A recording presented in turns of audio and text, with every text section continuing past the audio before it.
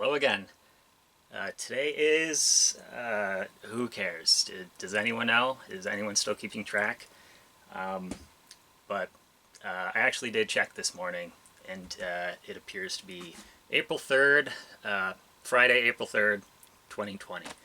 Uh, and that means it's 2 full weeks since I've been living in self-isolation. 2 weeks or 10 years, depending on how you think about it with me. But pretty much full time in the cabin, still working full time in the cabin. I did go down to Connecticut over the weekend, mainly to swap vehicles and pick up some other stuff.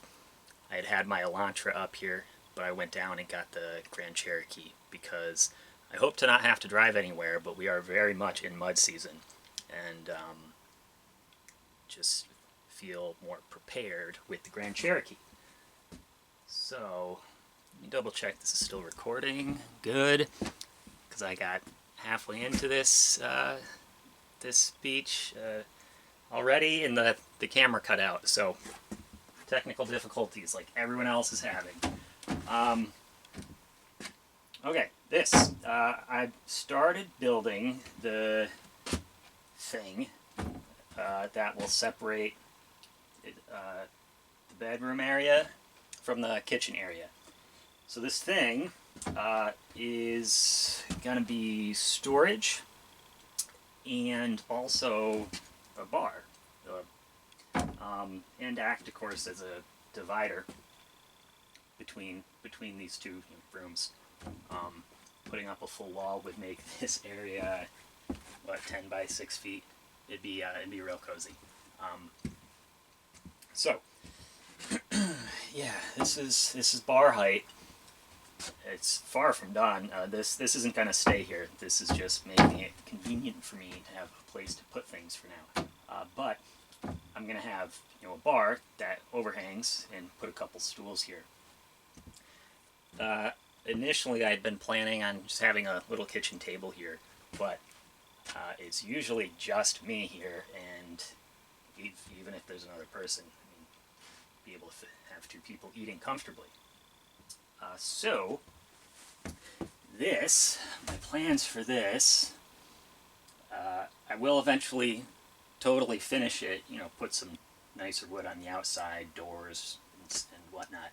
But I built, I used 2x4s for the horizontals here because, at least on the bottom shelf, I'm going to use it for my solar batteries.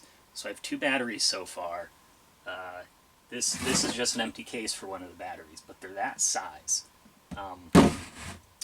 So I'm going to move those here, and they each weigh 70 pounds. And so this needs to be able to support a lot of weight, and I want it to distribute it, across the floor. And I will probably also put some more support under the cabin, just to be safe. So I'll be able to I can fit 2 across that way, or I'll be able to fit 4 or 5 this way, depending on what my mood is. And then I don't know if I'll ever have enough batteries to need a second layer of them, but that's of course why this is also 2x4s. But my vision for the rest of here for now is I'll have adjustable shelves. Probably, divide it right here, have adjustable shelves, and be able to store my all my apocalypse food and water. It'd be good to have some more storage. Yeah. Oh, I don't think I mentioned this yet. So this is wired up to have the TV. I'm going to move my TV here, I think, so be able to comfortably watch it from the bedroom area. Whether I put the futon here or even just an easy chair, time will tell. But I'll also be able to swing it around and watch it from the bar. Just watch some sports while eating food, drinking a beer. Did that cover everything?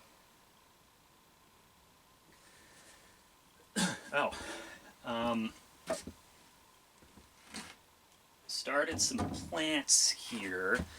So let's see. You know, none of us really know how long we're going to be self-distancing, self-isolating, all those various terms. But I want to be prepared for all eventual outcomes. I do have a good month's worth of food in the cabin between non-perishables, and I still have some fresh fruit and stuff in my bag of potatoes. But I figure I want to get ahead of the game and have some vegetables ready to plant. So, my goal for now, of course, with everything I'm doing, from building this to having a garden, is to not leave my cabin or the area, the forest around it. Like, I want to stay away from people. It really shouldn't be difficult for someone like me to do. So I had seeds from 2016. I wasn't sure if they were still good, but I sought the advice of Ashley, who got the advice of her mom, who's a very experienced gardener, and they helped me a ton, so thanks. They recommended that I take the seeds, put them between 2 wet paper towels, keep those wet for a few days and see if they germinate. Sure enough, just about all of them did. I have beans, basil, lettuce, tomatoes. I think that's all that's in there. And then, since those worked out, let's see. I planted a bunch more. None of those have sprouted yet. Nope. But I also have sweet pepper, jalapeno, habanero, probably forgetting a couple, squash. I don't know. Enough of a spread. So it's the beginning of April, of course, so it'll be a while before I can move any plants outside. But I do have a few pots, so I can grow things inside, and I do have a couple bags of potting soil that were lying around outside because I bought more than I needed a few years ago. So as Cofield would say, I'm very yard rich. There's stuff that's just been lying out in the forest that I brought here. It's been there for years, and now I'm just getting to it, which is nice to know that stuff's not going to waste. So, yeah, the hope there is that I can grow some food, have some fresh food again after I inevitably turn to eating just cans of beans for a week straight. So that covers food for the time being, but what about water? You may be wondering, what's the deal with the well? It's still well below freezing at night, so that's not going right now. It's not even hooked up, because the one time I did have it hooked up, it was on the front porch, and everything got disconnected. I built the new well house in the back for it, and it hasn't been put back together yet. So yeah, I could do that. Well, honestly, I don't know if I have the parts for it because I broke some of the PVC pipe that I was using. But whatever, it happens. Yeah, I could hook up the well, because I don't want to have to leave my cabin. I don't want to have to go anywhere to fill up water, because even generally I would go down to my neighbor's and fill up at his house, fill up my jugs. But if I can avoid doing that, that would be ideal. So I have other options. There's plenty of water to be had. I mean, there's still a lot of snow out there. It's melting rapidly. The stream's flowing, and I have ways to purify it. You can just boil it, but I also have a hand filter. That's something you would use for camping.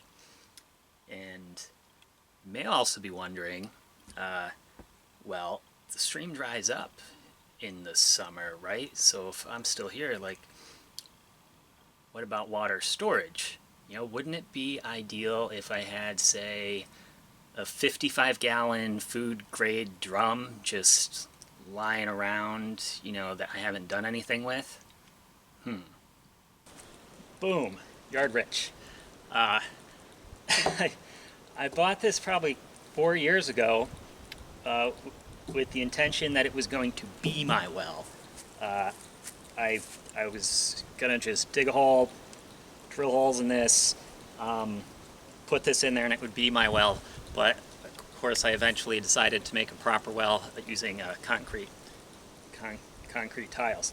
So this has been just sitting for years, but it's food grade, BPA free, 55 gallons. I'm gonna fill it up, and that way I'll have water on hand.